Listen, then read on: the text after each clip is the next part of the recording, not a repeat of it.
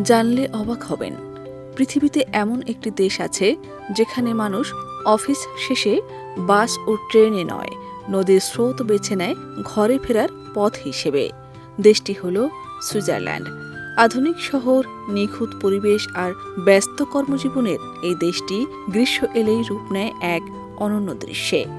হাজারো মানুষ তখন গাড়ির পরিবর্তে নদীতে ভেসে বাড়ি ফেরে, যা এখন এক জনপ্রিয় জীবনধারায় পরিণত হয়েছে। সুইজারল্যান্ডের কিছু শহর, বিশেষ করে বার্ন ও ব্যাসেল অঞ্চলের অফিস পাড়াগুলোর পাশ দিয়ে বয়ে গেছে নির্মল নদী। কাজ শেষে মানুষ সোজা চলে আসে নদীর ধারে। তারা মোবাইল, মানিব্যাগ ও পোশাক রাখে বিশেষ জলরোধী ব্যাগে। তারপর সেই ব্যাগকে ছোট ভাসমান টিউব হিসেবে ব্যবহার করে স্রোতের সঙ্গে ভেসে পড়ে। এই ব্যাগগুলো একদিকে জিনিসপত্রকে নিরাপদ রাখে, অন্যদিকে ভাসতে সহায়তা করে। কেউ কেউ ২০ থেকে ৩০ মিনিট নদীর স্রোতে ভেসে নিজের বাড়ির কাছাকাছি ঘাটে উঠে যায়। এতে একদিকে যাতায়াত খরচ বাঁচে, অন্যদিকে পরিবেশও রক্ষা পায়, কারণ কোনো গাড়ি বা মোটর ব্যবহৃত হয় না। ফলে কার্বন নিঃসরণ প্রায় শূন্য নেমে আসে।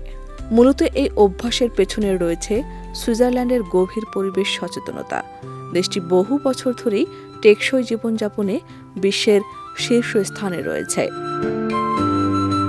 মানুষের নিরাপত্তা ও সুবিধার কথা ভেবে সরকার নদীর পাড়ে তৈরি করেছে ছোট ছোট পরিবর্তন কক্ষ ও স্নানঘর।